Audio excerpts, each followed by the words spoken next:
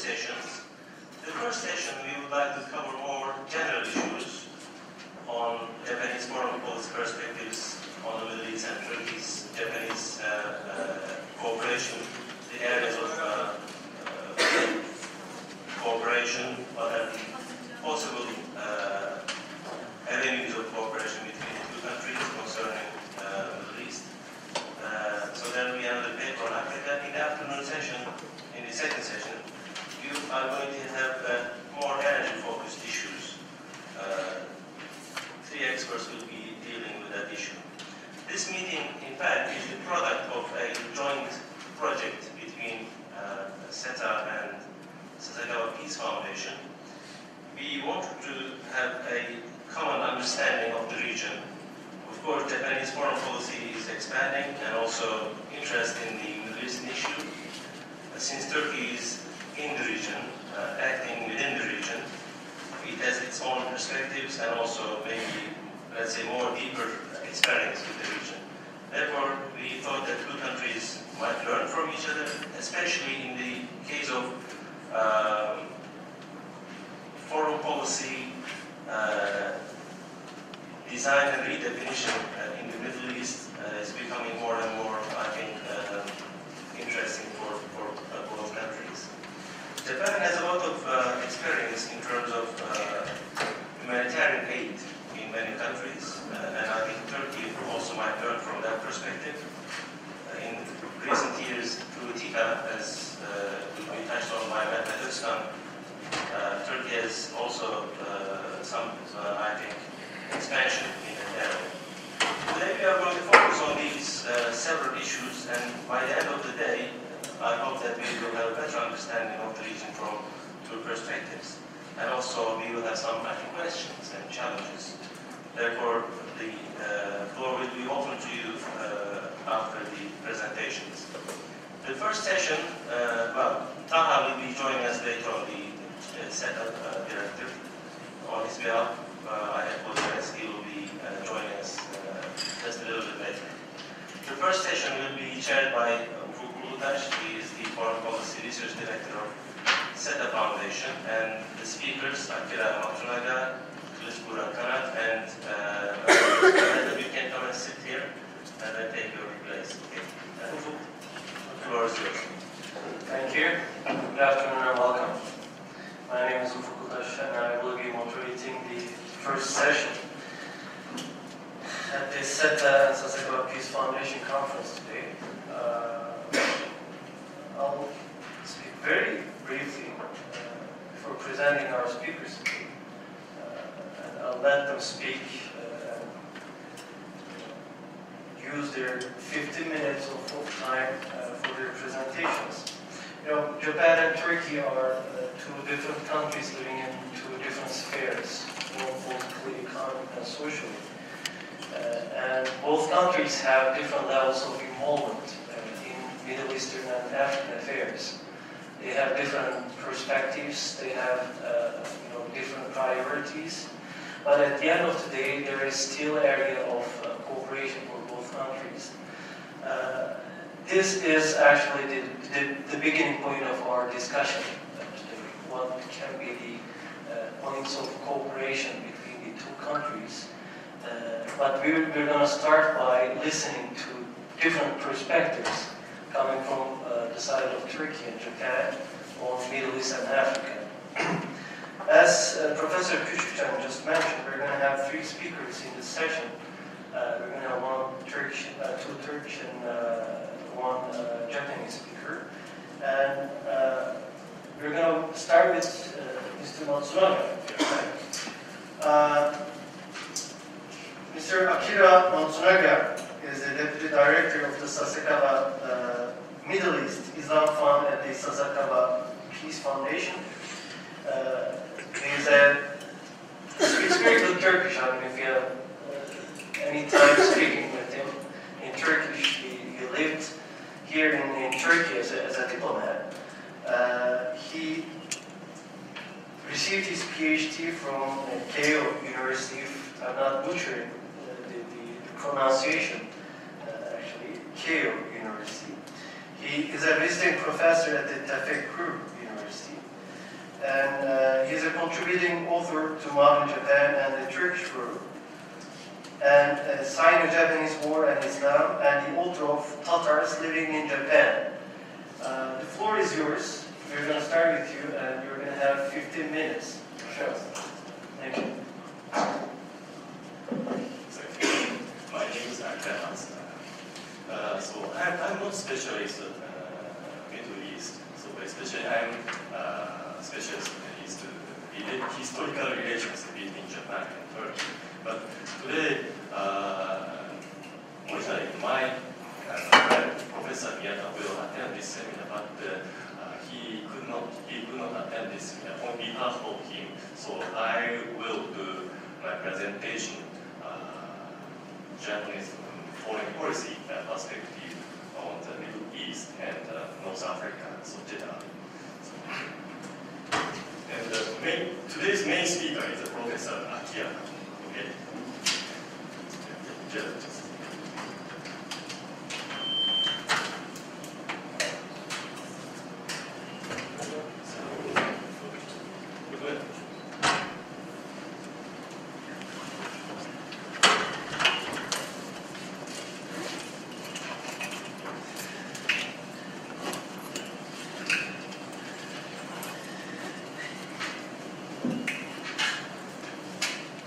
Japanese foreign policy aspect on the Middle East, North Africa. Generally, so Japan and the Middle East, and the relationship Japan and the Middle East. So it's so you know, so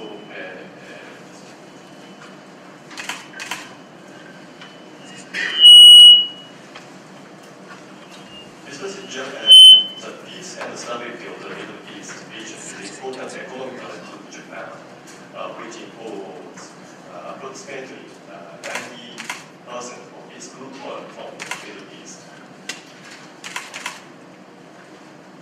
So,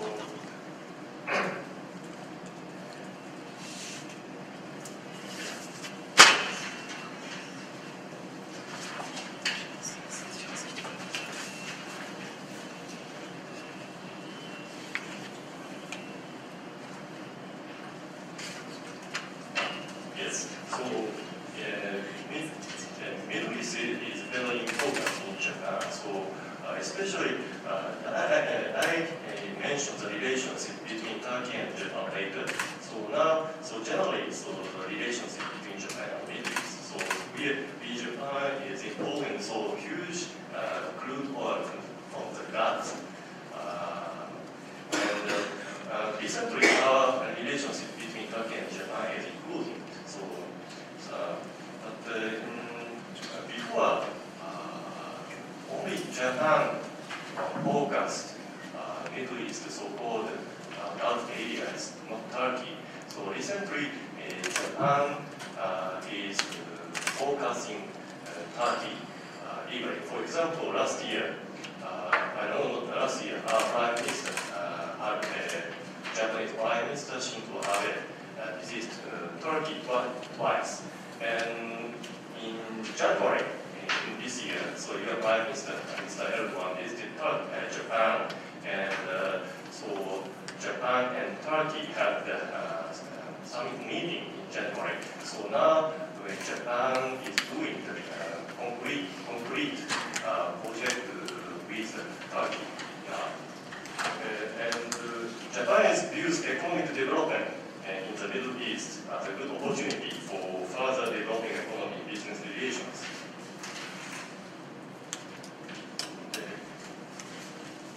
So recently, Japan is looking at the recent situation in the Middle East. So Middle East sharp increase in the youth population and development and social instability, dynamic needs in general economic development, advancing industry diversification and working to transform their country into the attractive markets, investment, digitalization foreign countries.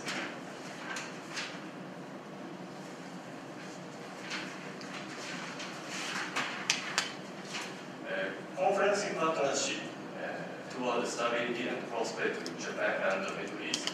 Especially Japan is interested in the collaboration for stability and the Middle East. And also, Japan is interested in coexistence and prosperity, and also tolerance and harmony. So concerning to the relations, bilateral relationship between Japan and Turkey, so in this year, Japanese Prime Minister and Turkish Prime Minister signed a joint declaration on the establishment of strategic partnership between Japan and the Republic of Turkey.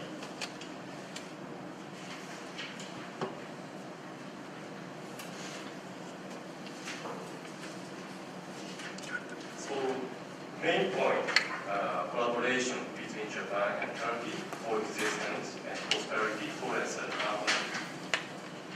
For example, now, so, you found this slide. So, Marmara project. This slide, opening ceremony. Marmara. So, our Prime Minister, Shinzo Abe, attended the ceremony, and this is a symbol of the event to strengthen relationship between Japan and Turkey. And for example, so this year, in January 7th, 2014, your Prime Minister, Mr. Erdogan, visited Japan, and our Prime Minister, Shinzo Abe, so talked with him concerning to the strengthening the bilateral relationship between Turkey and Japan. So especially concerning to the culture and education.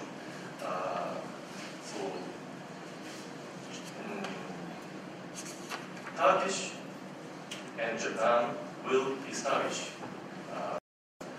Turkish and Japan Science Technology University in the near future. So the campus will be in Asian side in Istanbul. And the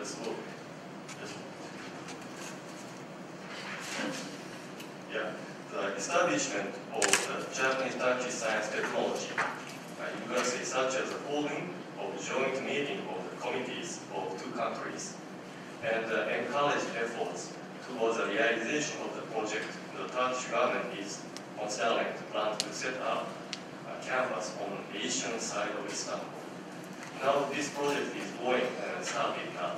So, and second, it's bilateral cooperation between these of 2015 of a movie co-produced by Japan and Turkey on L2 frigate, and the rescue of Japanese citizen in Tehran by Turkish government. And the symposium in Turkey, holding a symposium in Turkey this year to overview the outlook of the future relationship between Japan and Turkey in a broad range of areas, including the diplomacy and security, and history and language and culture. The symposium is to commemorate 19th anniversary of bilateral diplomatic ties.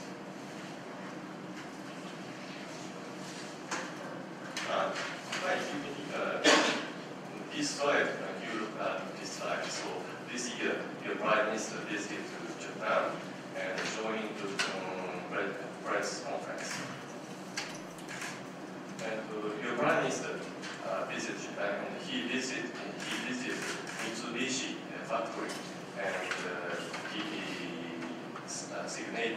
signed on the satellite. So he visited Mitsubishi electric company. So Mitsubishi and Turkish government completed to producing the satellite.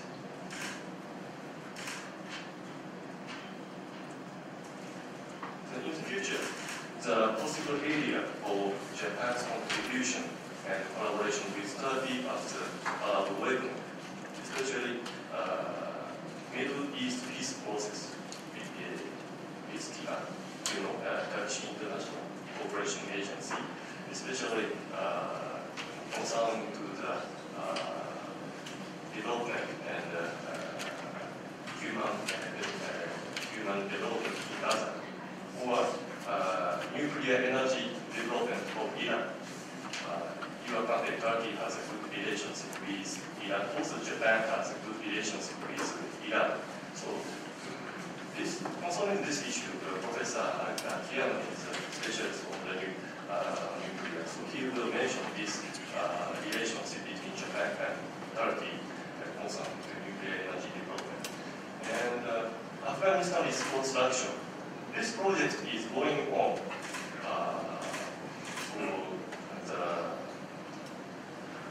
For example, now Japanese government and Turkish government are cooperating to train the Afghan policemen in Turkey. So this project is going on. And African human development, so in now Turkey has a good relationship in Africa for developing or human rescue. And so now Turkey and Japan has a good relationship for African human development. And now it is possibility North African development. Turkey has a good relationship with North African countries. Japan is also interested in North African country. Now Japan or Japanese businessmen have good interested cooperation with Turkish companies or Turkish government in these areas. And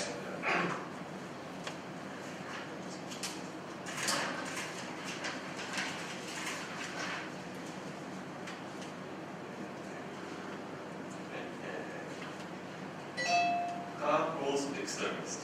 We have to stop or curb the growth of extremist activities bringing peace and stability in the region. For this purpose, Japan could collaborate with countries like Turkey, various areas, other the region means. Japan should be careful about social economic conditions in the Muslim world, supporting Muslim constructive ways with Turkey. So, yes, your country, Turkey, has a good experience project in Muslim world.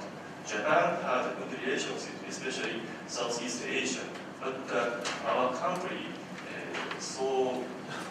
does not good relationship with Muslim countries, including Africa or Middle East. So we have Turkey and Japan have a good relationship to develop good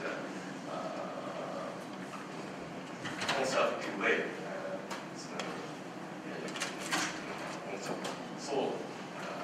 So very briefly, I spoke general information. So later I will receive the question. Later I will reply. Thank you very much. Thank you, Dr. Matsunaga. I have noted a couple of points of cooperation between the two countries, and I think more study should be done in order to explore the details of these topics, like the Middle East peace process you just mentioned, and how can both countries cooperate on furthering the efforts on the Middle East peace process. The Iran nuclear issue was one of them. The reconstruction of Afghanistan, of course, the two development agencies of the two countries, TICA and JICA, have been very active in both Middle East, in Africa, and also in Afghanistan, as far as I know. And co-projects done by these two cooperation agencies would be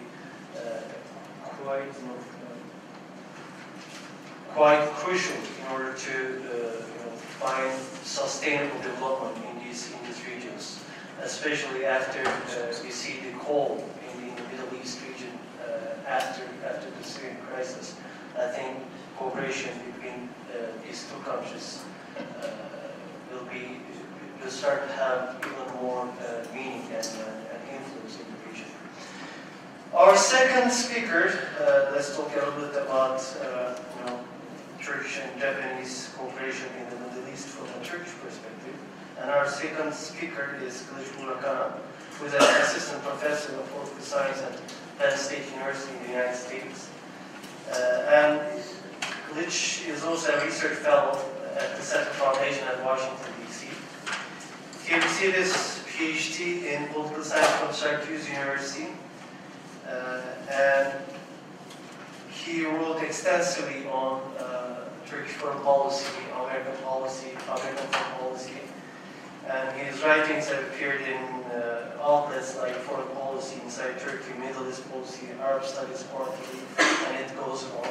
The floor is yours, Kılıç, and you have around 15 minutes. Thank you very much, and thank you for inviting me for the meeting. Actually, when we think about Turkish-Japanese cooperation, from Professor Akira's presentation, we understand that there are not much difference in terms of perspective and in terms of approach in the areas that we can cooperate in Middle East. And the day before I arrived to Ankara, I was in Istanbul for a day actually. And when I told my friends that I will speak about Turkish-Japanese cooperation, suddenly there was some members of the publishing houses in Turkey, some movie critics, and the conversation suddenly went to the new novel of Haruki Murakami actually, and how the new novel is being translated into Turkish before English, right? And they start talking about Miyazaki's new movie, actually, his latest movie, and how The Wind Rises will probably be one of the great success stories in Turkey. And what I understood that there is a cultural affinity, there is cooperation in the public level actually, there is familiarity with each other's culture, but there is a lack of cooperation, and the most significant source of this lack of cooperation is because of the absence of a roadmap on how to cooperate, and the lack of strategic approach to basically strategize and provide a framework for cooperation in both countries. Probably the most significant source of this inability to strategize the cooperation took place as a result of the distance between two countries.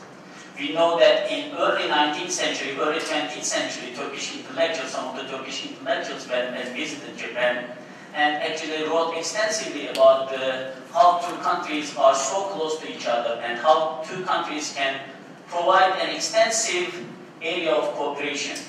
But since then, now, the distance shrinking nature of globalization and the international security threats that we witness both in Turkey and in Japan, and most significantly, the changing international system itself provide a fertile ground for two countries to cooperate.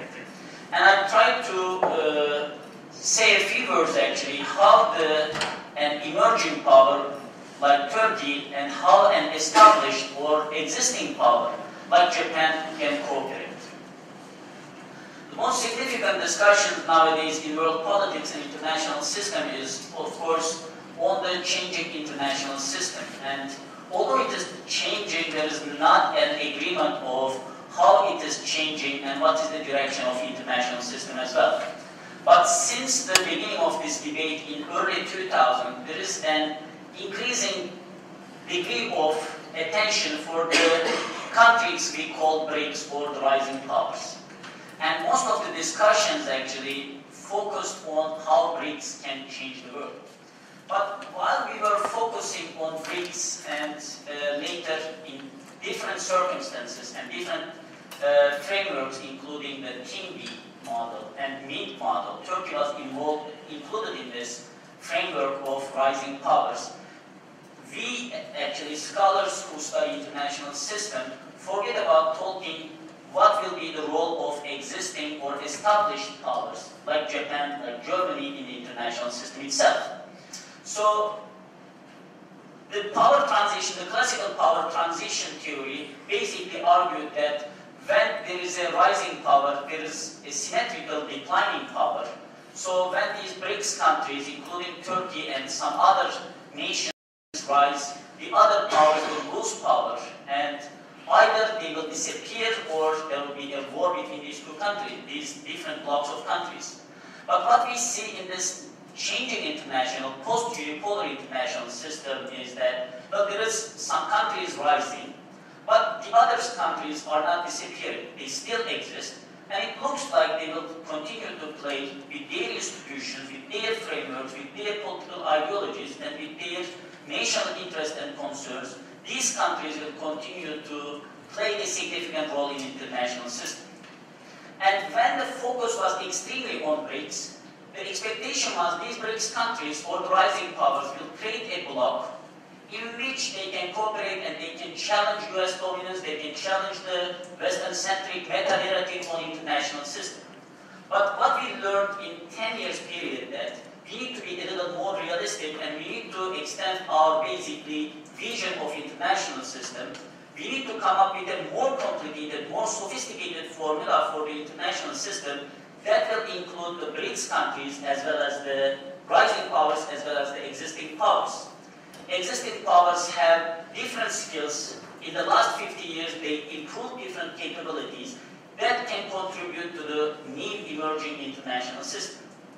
So where is Turkey and Japan in this, and why Turkish and Japanese cooperation is so much conducive and so much possible in the new international system? Well, as we all know, Japan is one of the most significant economic powerhouses of the international system, and in 1980s actually, when Paul Kennedy was writing his book on the rise and fall of great powers, his projection was Japan will be the next superpower, and in 1990s it will replace the United States as the most significant global power. And in 1980s actually, if you watch the Hollywood movies, right, there's constant emphasis on possible Japanese threat, right, and how Japanese manufacturing industry will be a threat for US economy. And in, for example, 1989, when Michael Crichton wrote his novel on Power Rises from the East, his novel was basically focusing on the Japanese conspiracy in the United States to basically replace United States as the global hegemon.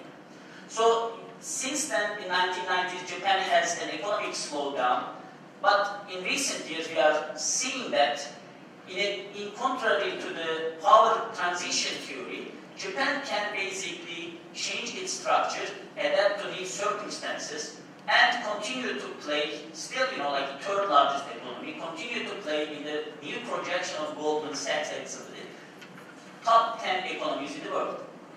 Turkey, on the other hand, is now emerging as a new market in the global economy. And if you follow the Timby model that I mentioned before and MIF model and several other global swing states formulas, Turkey will be an important emerging power in the international system. So one emerging power and one existing power, why their possible cooperation is important. I think one of the most significant source of this is what makes this cooperation more possible than any other cooperation within BRICS or within the existing powers is these are two countries, non-Western, democratic, market economies, and they belong to different regions. And what we see in the new international system is the countries that share one single region is having a lot of difficult time in actually, because of the failure to increase the cake here instead of trying to share the slice of cake that they are getting it, right? In East Asia, we are seeing this in relation between China and Japan.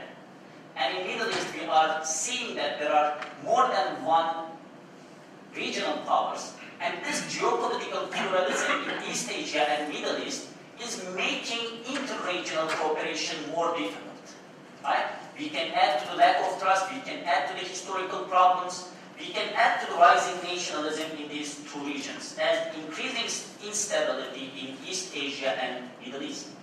So what makes this cross-regional cooperation possible and more conducive is these two countries, right, as I mentioned in the introduction of my speech, which has some kind of cultural familiarity, which has positive views about each other, which are democratic, which are market-oriented economies, and which actually have some plans to play more important roles, more significant roles in the future of international relations. And why they should cooperate in a region like Middle East. Two countries, both Japan and Turkey, has significant stakes in Middle Eastern politics, not only because of their energy dependence, but also because of the opportunities that Middle East is providing for these two countries to project some kind of influence, to project a more norm-maker role in this region. So how is it possible? We have now, since especially 9/11, we see dramatic changes in both Japan's and Turkey's Middle Eastern politics. The non-interventionist, non-interference policy that both countries pursued for long years in Middle East is changing. It wasn't only Turkey that is changing its politics towards Middle East, especially after the Party government, but we see the similar actually mechanisms and similar policy debates that is taking place in Japan since 9/11. Because of that, Japanese contribution to the war effort in Afghanistan was something extremely significant. Although at that time the public opinion in Japan and parliament didn't allow Japan to involve in combat operations in Afghanistan, Japan nevertheless added some kind of effort, and Turkey basically played an important role under the International Security Assistance Force. After the Iraq War, this interest in Middle East and this urge to involve in the Middle Eastern affairs increased actually. We had this in the post-combat operations in Iraq actually. The Japanese contribution for the reconstruction of Iraq was one of the most significant ones. Actually, in the conference that was basically formed to raise funds to reconstruct Iraq, Japan was basically the second largest contributor and donor actually. And Turkey at the same time played an important role in Iraq in this period. In addition to this, both countries played a significant role and has significant national interest in non-proliferation policies in both East Asia and Middle East. East Asia, we know that the North Korean nuclear weapon and how this weapon system and the proliferation in North Korea is basically creating a crisis, a security crisis in Japan.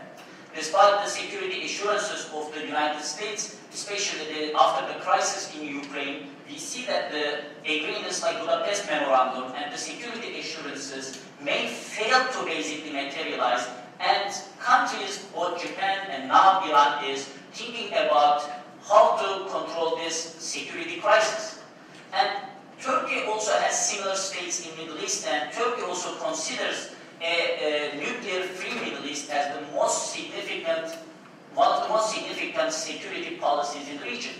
And both countries, when they are talking about a non-proliferation regime in Middle East, are not making Israel an exception.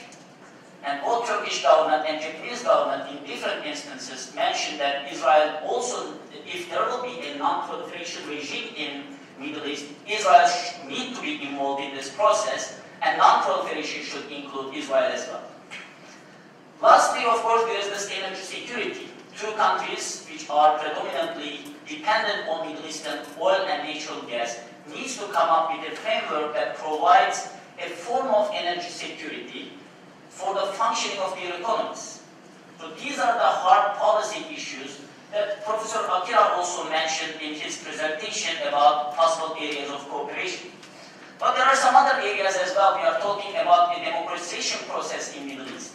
And these two countries, non-Western democracies, Turkey, I don't mean that Turkey is not a Western country here, but non-Western, right, from different culture, a Muslim country, and two non-Christian democracies can add to the experience of democratization a lot in this process. And both Turkey and Japan have never claimed to be a model country in this region, but we know that in terms of soft power, and when we look at the Shidla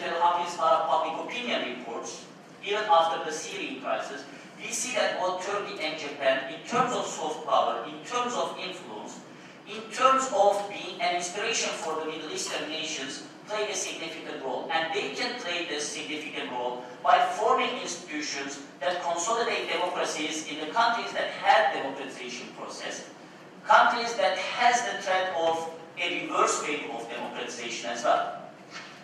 Mehmet will talk about the development policies and foreign aid, but the organization and the coordination of different agencies and different aid agencies can play an important role.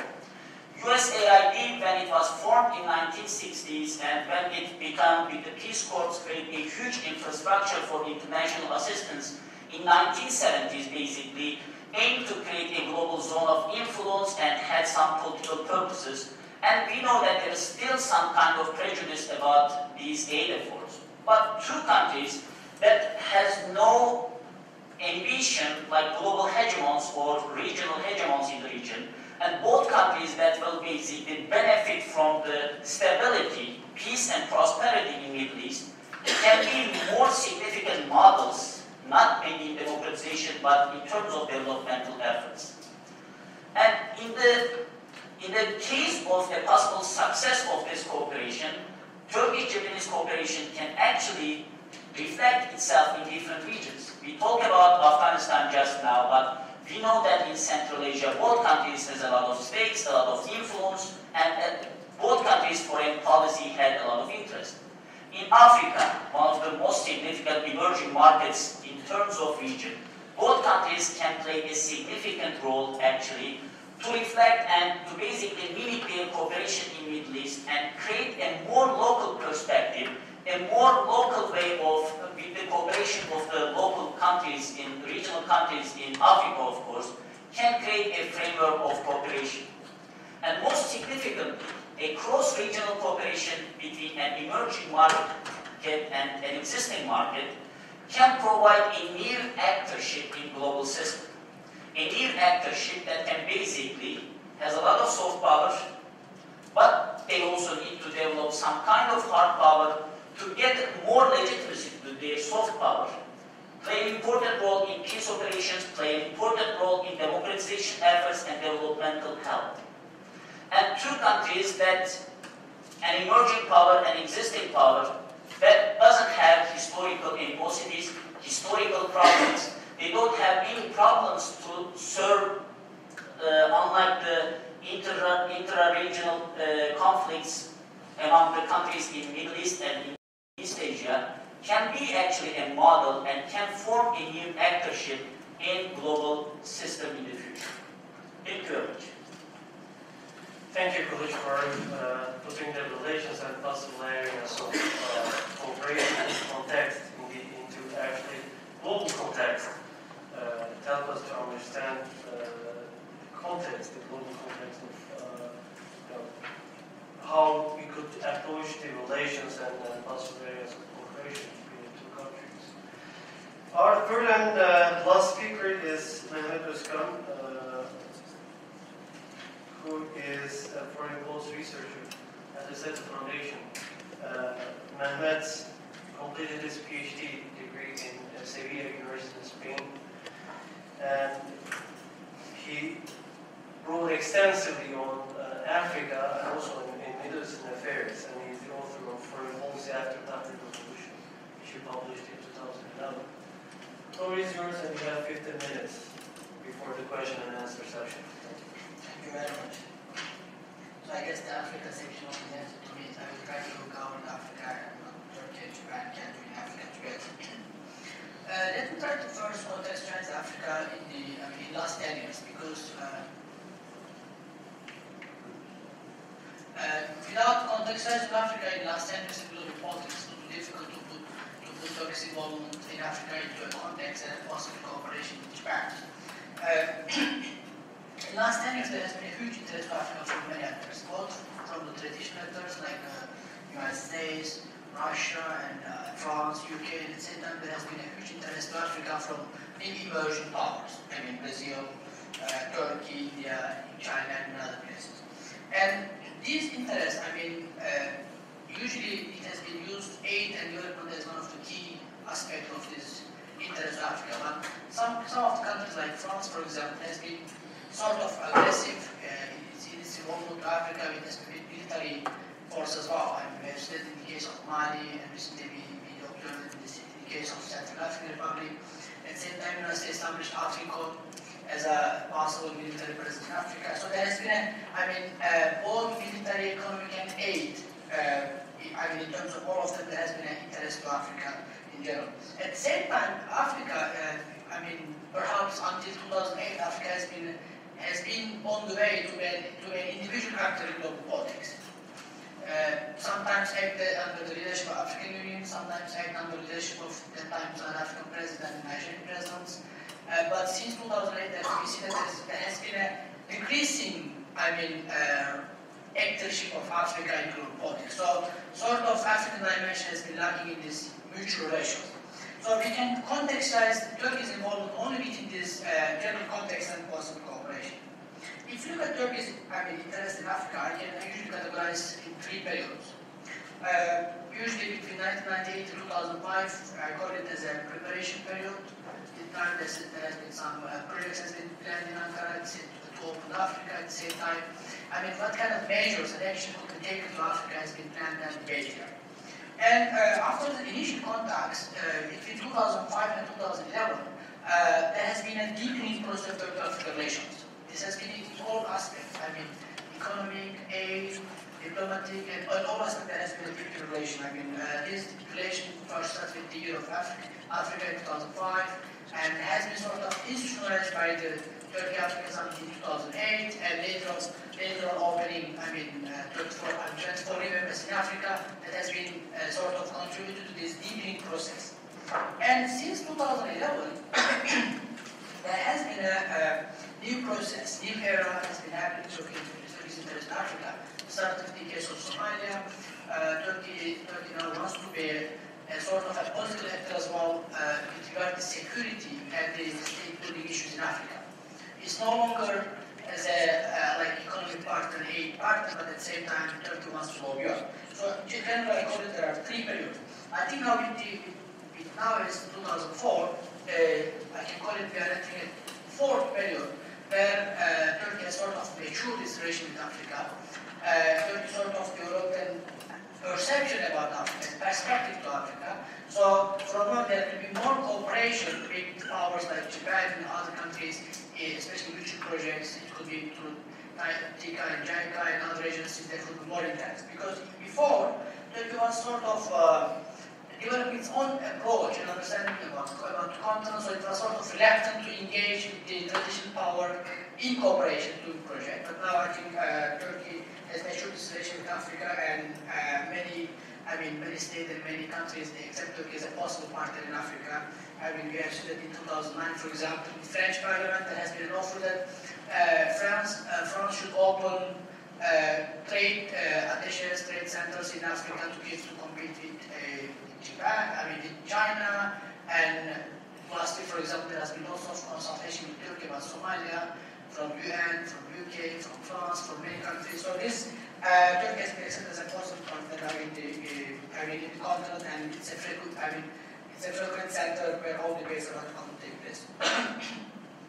So this development I mentioned, as I say, these rising powers has always present themselves as rising donors in the continent. If you look at the discourse, Turkey also tried to that. For example, it has 8 offices in Africa, and last year, for example, the total Turkey's development aid was about $2.5 billion, and 10% of it went to Africa, which is, a lot compared to earlier years, because it was very little in several years ago. And also this, we should not, this is the official aid. We should also need civil society dimension, and that's lots of civil society organizations. They organize lots of projects on the continent, and that helps the development issues, sort of helping people's life to make their life better. So this is excluded from this process, and most of the Turkish civil society involved in Africa are not known well. It's not because of secrecy, but it's because of lack of interest, both from academics and from media. Still, Africa is considered also far, so that's why most of the projects gone unnoticed in many places. But there's a huge involvement, and when someone travels Africa, you can see lots of scenes of the organization project. And there has been education dimensions, I mean, which is very important. I mean, recently, as you all know, Turkish scholarship, and lots of African students this year.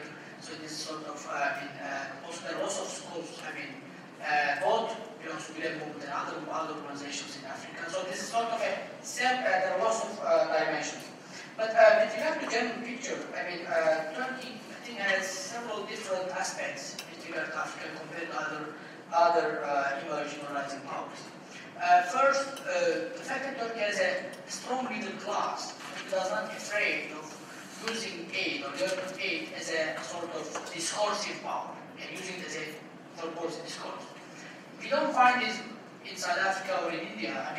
Because if they really use this discourse, it's difficult for them to explain their own people, because while you need in your country a school, you cannot say that you are building a school in another country, so it's difficult.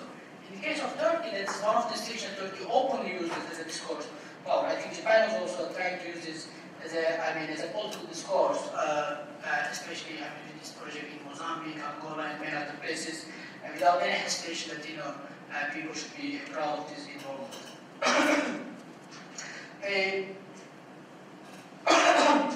And as I mentioned, with the fourth period that we are entering, this possible cooperation, what would that be? Still, it's not known.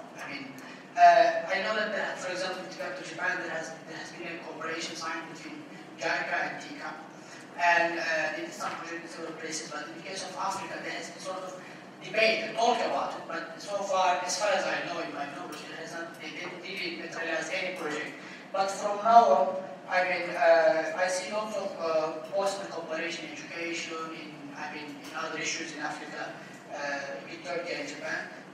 I hope this meeting also will contribute to this possible cooperation. That's why Sasakalam from Peace Foundation organized this meeting, and we see possible options, and so we want to see what kind of cooperation that could be. And with regard to what Kılıç mentioned is, very important point that this established power and the emerging powers cooperation, because this sort of might create a new momentum in Africa as well, not only in Africa. Because Turkey and Japan share, same points with regard to several issues, and what Kılıç mentioned with regard to the Middle East can be extended to Africa, and also, the fact that both sides don't really have a monopolizing interest in Africa. Both colonial background and other issues. So I think this cooperation could be very helpful for the continent as well. Also help Africa to stand as an actor in this new period. So I see. I hope this type of meetings and will be very important. When I see this, Turkey's new interest, new period, probably from now we'll see lots of new cooperation and projects together in Japan. Thank you very much. Thank you for that. Now we can open the floor for questions. And for answers, we're going to have around 15 to 20 minutes. If you have any questions, please ask it now, and please identify yourself before asking your question. Hello, Thomas Crane from the Belgian Embassy. I have a question regarding Turkish policies vis-à-vis Congo and Turkish interest in Congo. Thank you.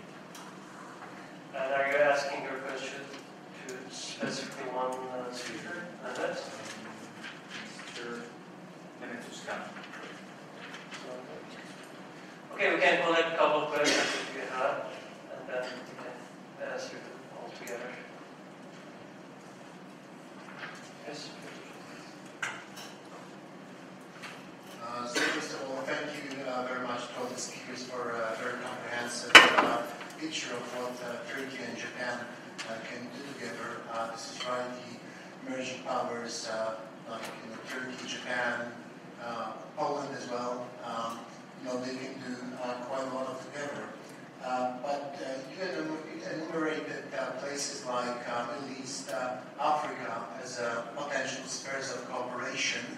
But according to your picture, there might be another sphere of common interest for Turkey and Japan, which is Eastern Partnership, which is, of course, Ukraine, Belarus, Armenia, Azerbaijan, and Moldova. And Japan is already a member of the Friends of Eastern Partnership group, and Turkey is also very much interested in that. Turkey, TICA, is having a very extensive operations in Ukraine, for example, and now with the Ukrainian crisis, we saw that Turkey is very much active in Crimea, for example, but also TICA moved its head office to Kiev. And while you are talking about the Turkish-Japanese partnerships in different spheres, do you think that Eastern Partnership, especially with the Ukrainian crisis, might be such a partnership? Do you think that Turkey and Japan might have common projects, for example, in Ukraine, and maybe in other countries that are included in the Eastern Partnership? And by the way, it is also a great vehicle to forge cooperation with the established power, which is the European Union, because Eastern Partnership is a part of the EU neighborhood policy. Thank you very much. Thank you. We can have one more question. And, this is Talib from SETA, and my question is to Akira. Generally speaking, Turkish foreign policy, for example, 20 years ago, was not very active in the region. Turkey became more assertive, starting with Turkmenistan. I wonder what is the picture with the Japanese foreign policy, because although it is inherited from a huge empire, to me at least, what I see that yes, Japan is active in terms of humanitarian aid here and there, and in development projects, but when it comes to hard issues like foreign policy issues, it seems that Japan is more silent. I wonder whether you see a trend that Japan is becoming more assertive in foreign policy issues. Thank you. I think we can start the order of the presentation, and Akira, the floor is yours. Sorry, Polish embassy. Just perhaps Polish embassy. Polish embassy. Polish, I see. Polish.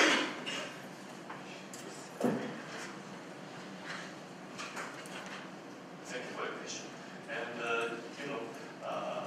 one, Georgia, Ukraine, Azerbaijan, Moldova. Japanese government is supporting this international organization. One.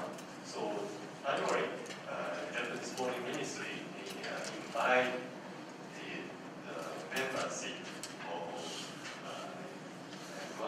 members to Japan and to promote understanding between Japan and one. And also, so Japan is too far from one country, but still, Japanese government is interested in one activity, to strengthen relations with one. Because one is an international organization. Georgia, Ukraine is not so small country, but still politically not so strong. So Georgia, Ukraine, Azerbaijan, Moldova, it's an international relations organization supported by Japanese government. So to promote and to understand mutual understanding. For example, Japanese government is contributing not so huge program, but very limited program. Guam or Black Sea organization. So Black Sea organization is under Turkish government. Cooperation. So Japanese government is, Japanese Foreign Ministry is very interested in the activities of Black Sea cooperation. So Black Sea international cooperation is different from Japan, but so globally, Japanese Foreign Ministry are interested in the Guam or Black Sea cooperation. So because in Asia, except to China. So only among Asian countries, Japan is just only a country, one and Black Sea Cooperation for Asian countries. So now, for example, so Crimea Peninsula problem, it's very interesting our country because Japan has a territorial dispute with Soviet Russia, you know. So we have this territorial dispute with Russia, South Korean islands. So our country is very interested in the movement of the Crimea. And so, Clipson, you asked me, so you're right. So, Turkish President Mr. Bozan was interested in to strengthen relationship, bilateral relationship between Turkey and Japan. So because Mr. Tugutoda visited Japan over 12 times. So after his resignation from Devlet to Kanamatischkat. So personally he has a good relationship with the Japanese government, Japanese businessmen. So Turgut Ozal visited many times to Japan, and he knew Japanese company and Japan. So personally, he had a good relationship with Japanese people or Japanese politicians. And so I could show one example. 20 years ago, I stayed in Turkey. So at the time I worked in Japan embassy. So at the time, former deputy Prime Minister Mr. Kanemaru visited Ankara, and he met Mr. Ozan. At the time he was president, and he told Mr. Kanemaru talked with Mr. Ozan very friendly. But after Ozan, he died. For a long time, from Turkish politician and Japanese politician to both sides, we don't have such deep, we didn't have such relationship between Japanese politicians and Turkish politicians. So I think, I think so. So face-to-face is very important among politicians, personal relations. So, for example, Prime Minister Mr. Abe met Erdogan last year three times. So, in 2 times in Turkey, in South America 1 time, or another international conferences. So, personal meeting is very personal relations is very important.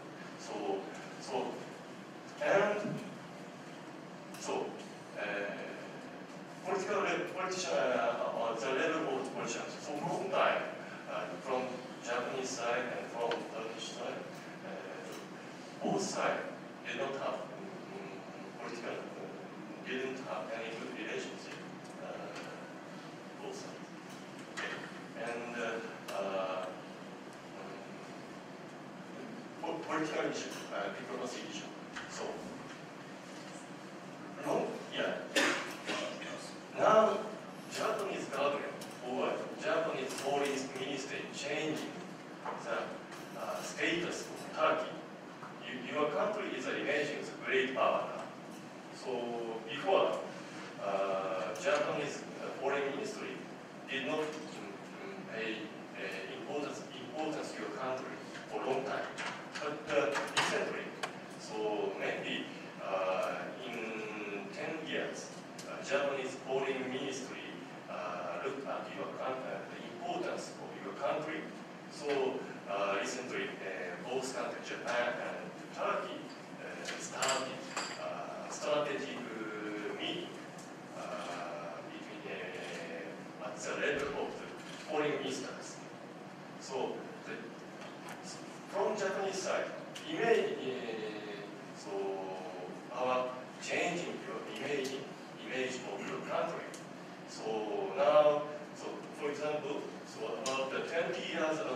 stayed here and I worked in the Japanese embassy. At the time, the total Japanese diplomats, maybe 12. Well, now, over some, so twice. So now, the relations is changing. So also, so now recently, so many Turkish politicians or businessmen visited Japan. Also, Japanese businessmen visited your country. So each various level of exchange is changing both countries. So and another thing, for example, I know Mr. Iijima is a special assistant to Prime Minister Mr. Abe. He loves Turkey. He visited many times, and he advised good image to our Prime Minister. So our Prime Minister is interested in your country. Before, unfortunately, our Prime Minister was not foreign ministries, Japanese foreign ministries were not interested in your country. But now our Prime Minister is interested in your country. The image is very important. Images. So Top has a good image about your country. So according to the image, so foreign minister is foreign. Okay. Thank you. Thank you. The picture that you show in your presentation at the opening ceremony of the Marmara event, where Mr. Abe, your Prime Minister, was participating, actually didn't show the whole scene. In this scene that we talk a lot here in Turkey, Mr. Abe was raising his hands and saying probably Amin to the opening prayer made by the Director of Religious Affairs of Turkey. So it was a very interesting scene. I think Dr. Akiyama has a follow-up to that. Go ahead, please. Thank you. On this question about the Eastern Partnership, if you look at Mr. Abe's foreign policy, the big difference from the other prime ministers, he made 25 visits to foreign countries in the last 1 year, which was more than the visit made by the last 3 prime ministers. So the foreign policy was very much proactive. That's one thing. But among them, the more phenomenal is that he made 2 visits to Turkey and a few visits to India, and he also met 4 or 5 times with Mr. Putin. So his focus more on these countries, rising powers. And of course, he basically said the US-Japan alliance is key to Japan's foreign policy, but he had put emphasis on the relationship with Russia. So that made his current foreign policy more difficult, given that the situation over Crimea is pretty much negative toward Mr. Abe's policy toward Russia. And so that's kind of a general situation. And with regard to the Eastern Europe or former Soviet Union, I think that is the area, I'm afraid to say, but this is a vacuum for Japan's foreign strategy. And that's the area where Japan has less or almost least interest in. So when it's okay. Your phone. Oh. So when in 2008, when Russia and Georgia had a conflict, Japan's attitude was actually non-position, although Japan condemned Russia for the kind of sort of aggressive position, but didn't take any steps, so they didn't take any position because Japan didn't have a direct stake. But for the case of Ukraine, I think there was some sort of concerns of Japan about Japan's relations with Russia over the northern territories, which is a dispute between Japan and Russia. Mr. Abe and his team had an interest of resolving this issue when he is in the prime ministership. So probably in Japan we have a less optimistic view on the prospect for the negotiation between Japan and Russia on that territory issue. So Japan is more inclined toward supporting the Ukraine along with the Western countries. And so if the further kind of proactive or aggressive position of Russia toward these former Soviet Union countries continues, then Japan may have to incline toward more pro-Western, pro-EU position on these countries. So naturally, Japan is more or less, again, along with the Western countries. But the issue is that maybe the resource is not limited. And also, Japan is not the major player in that region. So maybe what Japan could do proactively by itself is limited. So I think basically Japan's position, which will be taken in the future, is mostly along with the EU and the United States. Thank you, Doctor. Can we have 6 minutes remaining? It's like 5 minutes extra, so we're going to have 3 minutes and 3 minutes on both of our speakers to end and start a coffee break. There are a couple things I think about the question. One is what Mr. Akira said about what we call the leadership socialization, the face-to-face contact with the different leaders is an important dimension of creating coalitions, alliances, or pacts in international relations. But what makes these kind of alliances more sustainable, feasible, and long-serving is basically there are 3 steps. One is the face-to-face contacts with the leaders, 2, bureaucratic socialization, in which the lower levels of the government officials start meeting with each other, start socializing, and start creating a framework of cooperation, a pattern of behavior in which they can approach the problems, like with maybe different angles, but they can come up with a common solution for the problems. But the most significant thing that makes the cooperation long-term is to create a strategy. To create a strategy that basically becomes the engine of cooperation itself. So strategic meetings are important, but long-term strategic meetings like strategic economic dialogue between the United States and China right now, which was extremely important. 1, to provide peaceful resolution of the conflicts. 2, in order to create a common framework for regional problems. And 3, provide a ground for bureaucratic socialization. Japan and Turkey share several things actually in foreign policy and in their strategies that can create this kind of an engine. The zero problems policy of Turkey, which Turkey pursued for long years, has been, like this similar politics now. Prime Minister Abe is following the globe-trotting strategy that Prime Minister Abe is visiting countries like India, trying to create a framework of cooperation with countries both in the region and globally. So these 2 countries that has been called as trading state for the last 10 years, which has in their foreign policy the economic dimension, the most significant one, can create a diplomatic framework as well so that they can channel some form of this energy and dynamism to diplomatic resolution of the conflicts. And in order to create this, you need hard power, and we know that the hard power is somehow destabilizing when you do it, like the way that sudden proliferation. Because of that, Prime Minister Abe's now, like the attempt to change the Japanese constitution, actually, the peacetime constitution is creating some kind of concern.